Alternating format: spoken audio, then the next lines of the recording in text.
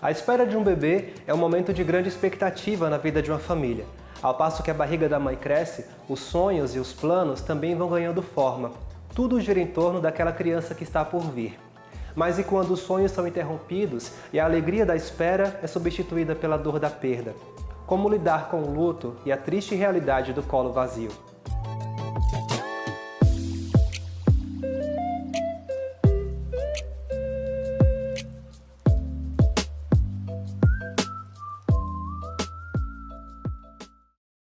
O dia 14 de dezembro de 2018 vai ficar para sempre marcado na vida de Suzala.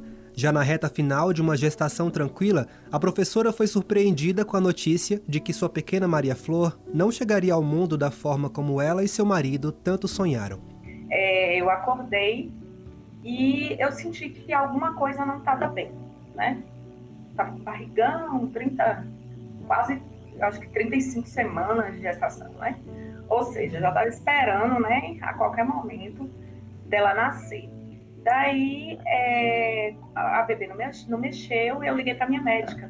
E quando eu cheguei lá, quando a minha médica colocou o aparelho, aí ela percebeu que a minha filha, ela não tinha mais batimentos, né? E aí, daí começou essa minha, eu falo que é uma longa jornada, né?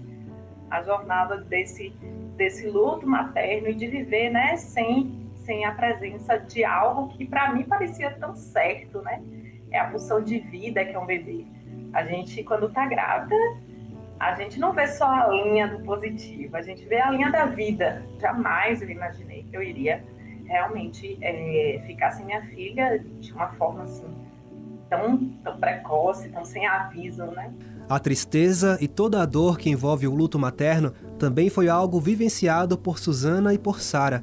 Hoje já é possível falar sobre o assunto, mas a partida precoce dos filhos ainda é uma difícil lembrança no coração dessas mulheres. Eu desejava muito estar grávida e assim eu ficava o tempo todo imaginando minha barriga crescer, passar por todas as etapas, né, que você sonha quando você engravida de ter um filho. É você passar por todas as etapas de ser mãe. Então eu realmente eu queria muito vivenciar, né? Eu queria muito ter passado por todo o processo. E aí, de repente, a minha gestação foi interrompida. Eu estava indo para o meu 5º mês de gestação e eu perdi. Então, aquele momento foi um momento de muita dor. Né? Até para falar, quer dizer, já são quase 3 anos, machuca, né? Porque foi algo que não foi finalizado. Então, e era algo muito sonhado. A gente é obrigada a sobreviver. Nós, mães de anjos, nós somos sobreviventes. A gente tem as fases e chega uma fase que é aquele primeiro impacto, que você não consegue muito bem ver outros bebês, justamente porque tudo que é da convivência de um bebê te leva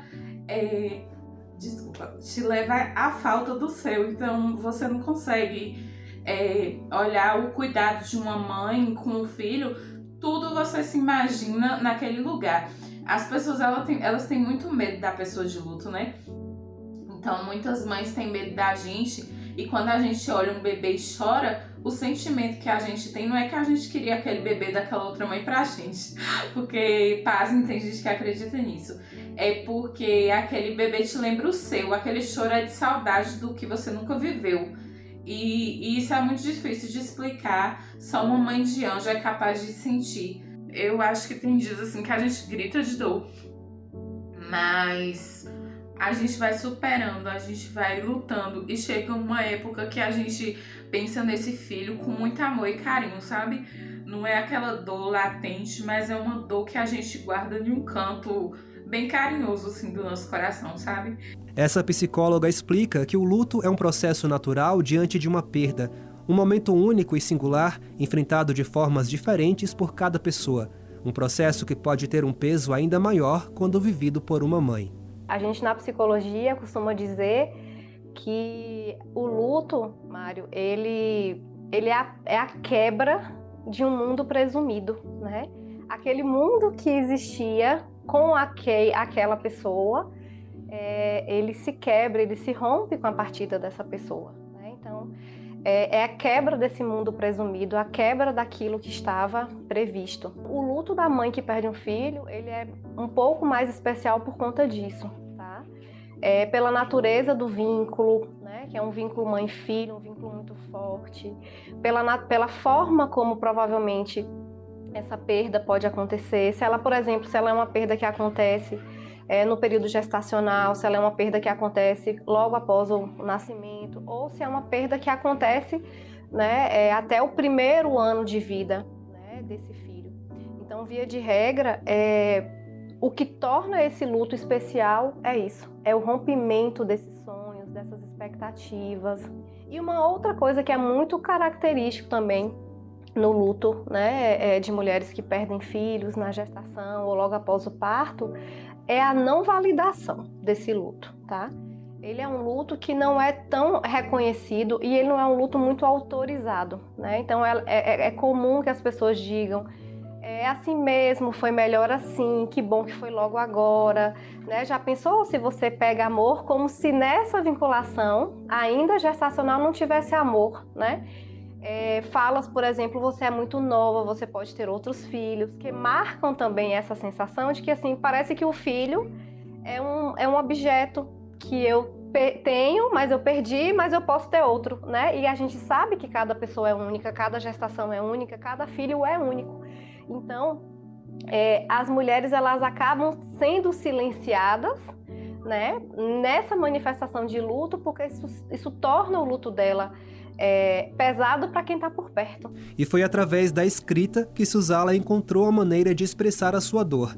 Em uma rede social, criou a página Até Sempre Maria Flor, uma iniciativa despretensiosa que se tornou um importante espaço de partilha de experiências com outras mães enlutadas.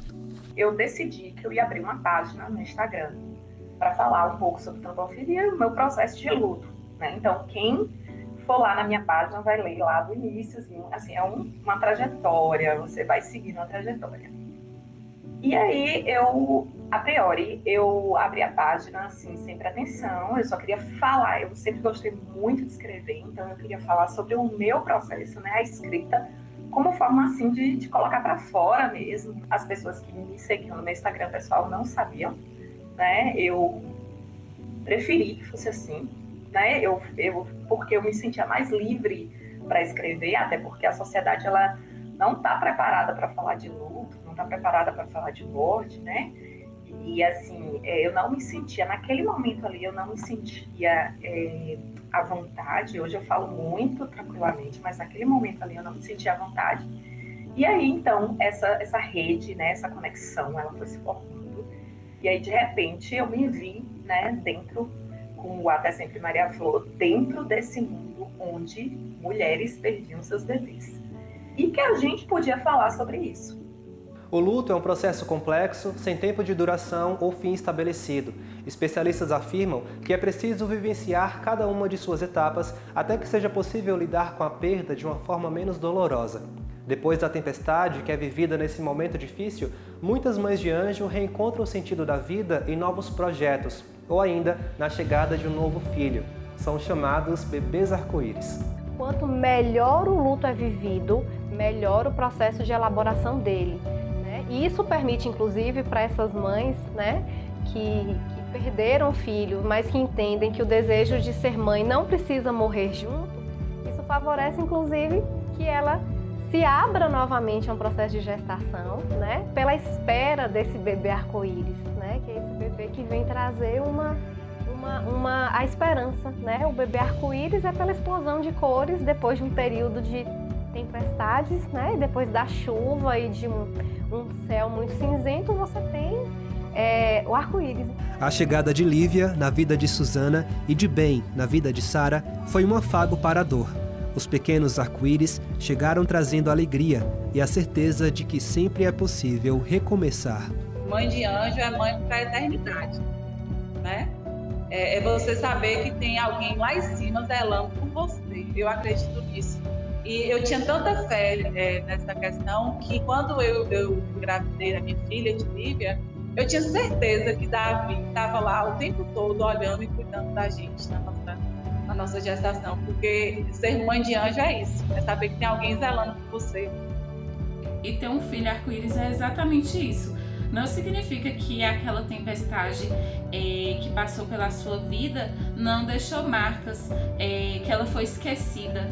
Não significa isso, mas significa que pode chegar algo na sua vida tão maravilhoso que faz você voltar a ter esperanças, faz você voltar a viver, sabe? E ter um arco-íris é ter um colo preenchido.